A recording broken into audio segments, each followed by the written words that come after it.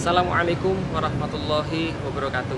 Saya Felix Xiao, dan pada saat ini kita ingin menjelaskan sedikit pemaparan tentang selfie, karena ini adalah menjadi sebuah tema yang cukup ramai dibicarakan oleh orang, dan banyak sekali orang-orang yang salah memahami tentang apa yang dibahas tentang selfie.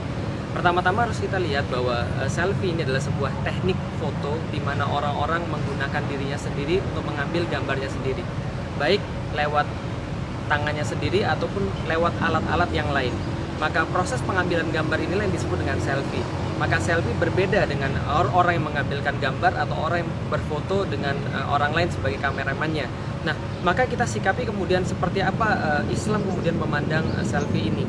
Karena memang di dalam Islam segala hal itu dijelaskan dan segala hal punya hukumnya. Pertama-tama yang bisa kita lihat, dilihat dari segi penelitian, maka selfie ini adalah termasuk bagian daripada penyakit atau daripada gangguan jiwa. Mengapa?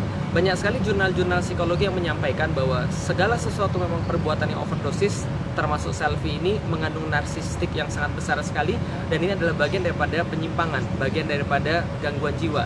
Tatkala kita melihat atau kita ingat seorang narsisus, di mana dari namanya narsis ini kemudian diambil, dia terobsesi dengan dirinya sendiri, memperhatikan dirinya sendiri, kagum terhadap dirinya sendiri.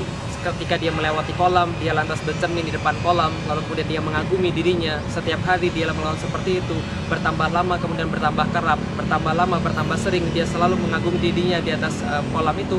Lama-kelamaan, saking kagumnya dia terhadap dirinya sendiri, maka dia kemudian tercebur di dalam kolam itu kemudian meninggal. Prosesnya sama, ketika orang melakukan selfie, jurnal psikologi menyampaikan kepada kita bahwa ini adalah sejenis daripada gangguan jiwa atau gangguan orang-orang yang memang secara psikologis ada. Dilihat dari segi Islam, ini lebih bermasalah tatkala selfie ini dilakukan oleh seorang muslimah. Karena kenapa? Di dalam Islam, rasa malu adalah bagian daripada keimanan. Karena Rasulullah SAW menyampaikan kepada kita bahwa iman ini ada 60 atau 70 cabang. Dan yang termasuk bagian daripada cabang keimanan itu adalah rasa malu. Rasa malu ini sangat penting sekali. Sampai-sampai Rasulullah mengingatkan kepada kita, inna likulli dinin khuluqan wa khuluqal islami al-haya. Bahwa setiap agama ini memiliki akhlak-akhlak mereka tertentu, dan tentu akhlak daripada Islam adalah rasa malu. Oleh karena itu seorang perempuan, seorang muslimah dituntut untuk memperhatikan rasa malu ini. Tapi apa yang terjadi ketika seseorang melakukan selfie yang sekarang? Bukan lagi teknik foto yang mereka tunjukkan, tapi yang mereka tunjukkan adalah bagaimana memperoleh mimik-mimik muka dengan berbagai pose, menunjukkan wajah-wajah mereka, sehingga itu adalah menarik bagi orang lain. Mereka mati-matian membuat diri mereka merasa cantik atau dibilang cantik, mati-matian mereka tewas-tewasan cari perhatian agar kemudian mengundang like, mengundang komentar. Ini yang mereka inginkan.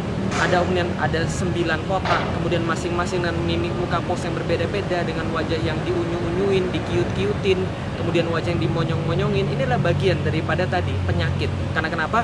Mereka desperately mencari perhatian. Ini yang kita lihat pada fenomena selfie yang sekarang. Padahal di dalam Islam, seorang wanita diperintah untuk menundukkan pandangan mereka, bukan mencari perhatian. Allah katakan di dalam Al-Quran, a'udzubillahi minasyaitonirrajim, bismillahirrahmanirrahim, wa kullil mu'minat yakhdudna min absarihinna wa yahfazna furujahunna wa la yubdina zinatahunna illa ma zahara minha. Allah katakan kepada para perempuan, wahai orang-orang, katakan kepada orang-orang yang mukminat, perempuan-perempuan yang beriman, hendaklah mereka menundukkan pandangan mereka, hendaklah mereka melindungi diri mereka daripada fitnah-fitnah, menjaga kemaluan mereka. Ini yang Allah perintahkan kepada para wanita. Bukannya malah sebaliknya, mengumbar aurat mereka, mengumbar kecantikan mereka, mengumbar fisik mereka dengan selfie ataupun tindakan-tindakan yang lain, yang ujung-ujungnya adalah mencari kenikmatan dan kepuasan fisik belaka. Ini jelas sekali kemudian diperintahkan di dalam Islam untuk dijauhi dan tidak dilakukan oleh seorang wanita. Yang berikutnya, ketika kita melihat selfie, ini adalah sebuah perbuatan yang pasti terkandung amalan hati di dalamnya.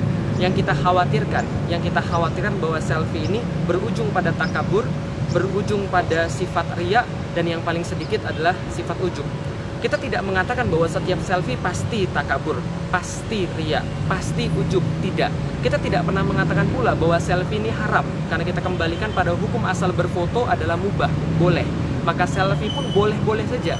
Namun ketika kita melihat pada saat sekarang, fenomena selfie bukan hanya fenomena sebagai teknik foto saja, tapi sebuah fenomena untuk sebuah narsisme.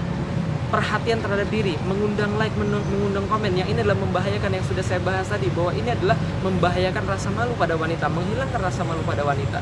Nah, oleh karena itulah yang kita khawatirkan adalah bahwa selfie ini, ketika seseorang berpakaian menarik, berdandan menarik, lalu kemudian dia berfoto dengan pose yang paling baik menurut dia, lalu merasa kagum terhadap dirinya sendiri, merasa dirinya sendiri keren, merasa dirinya sendiri hebat, maka ini sudah masuk ke dalam sifat ujub.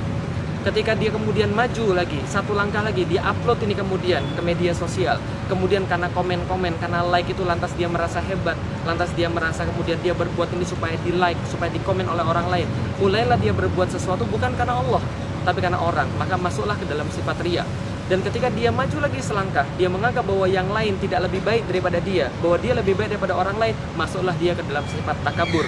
Maka kita sebagai seseorang yang menasihati, tentu saja menasihati pada setiap muslimah, jagalah rasa malu ini, bagian daripada keimanan yang sangat luar biasa. Bukankah telah sampai kepada kita tatkala Aisyah yang menjadi istri Rasulullah, dia menemukan bahwa Rasulullah meninggal, lalu kemudian disusul dengan Abu Bakar yang meninggal, dan dia dimakamkan di rumah Aisyah, di kamar Aisyah. Tatkala itu ditambahlah satu orang lagi, ketika Khalifah Umar meninggal, maka Khalifah Umar dimakamkan di tempat yang sama bersama Abu Bakar dan bersama Rasulullah. Apa yang diucapkan oleh Aisyah? Demi Allah, tatkala aku masuk ke dalam kamarku, di situ berbaring bapakku Abu Bakar dan berbaring suamiku, yaitu adalah Rasulullah Muhammad SAW. Tapi semenjak Umar dimakamkan di tempat yang sama, maka aku menebalkan kainku karena malu kepada Umar, malu kepada mayit. Maka layak sebagai muslimah kita kemudian tidak menjaga rasa malu ini, kemudian kita umbar kemana-mana demi kemudian perhatian daripada orang, kagum terhadap pribadi, yang harusnya justru kita jaga agar jangan sampai amalan hati yang tidak baik ini justru menghiasi diri kita. Yang terakhir, marilah saya sampaikan hadis daripada riwayat Hakim, bahwa Rasulullah SAW bersabda bahwa malu dan iman ini senantiasa bersama. Ketika satu sudah hilang, maka hilanglah yang lainnya. Karena itulah ketika iman hilang, malu pun hilang. Ketika malu hilang, maka iman pun hilang. Dan Rasulullah SAW bersabda lagi dalam hadis riwayat Ahmad, sesungguhnya malu adalah bagian daripada iman, dan iman letaknya adalah di surga. Sedangkan kata-kata kotor, lisan yang buruk adalah bagian daripada tabiat kasar, dan tabiat yang kasar tempatnya adalah di neraka. Wallahu a'lam bishawab, teman-teman sekalian. Ini adalah nasihat daripada seorang muslim pada muslim yang lainnya, bukanlah sebuah pernyataan akan haramnya sesuatu dan halalnya sesuatu. Tidak layak kita berfatwa sementara ilmu kita masih rendah. Tidak, ini hanyalah nasihat daripada seorang muslim pada muslim yang lainnya, terutama bagi diri saya sendiri, terutama bagi diri saya pribadi yang sedang merekam ini untuk Anda semua. Tapi saya juga tidak mengerti, saya juga tidak bisa menjamin apakah saya ikhlas 100%, apakah ada ujub, apakah ada riya, apakah ada takabur. Tapi saya berlindung pada Allah Subhanahu wa Ta'ala, dan mudah-mudahan teman-teman sekalian juga memperhatikan ini supaya kita juga menjadi seorang muslim yang sejati, menjadi seorang muslim yang sempurna. Karena innamal a'malu binniyat, sebuah amal tergantung pada niatnya. Mari kita kemudi niat kita dengan yang baik dan mudah-mudahan berakhir pada yang baik. Terima kasih. Assalamualaikum warahmatullahi wabarakatuh.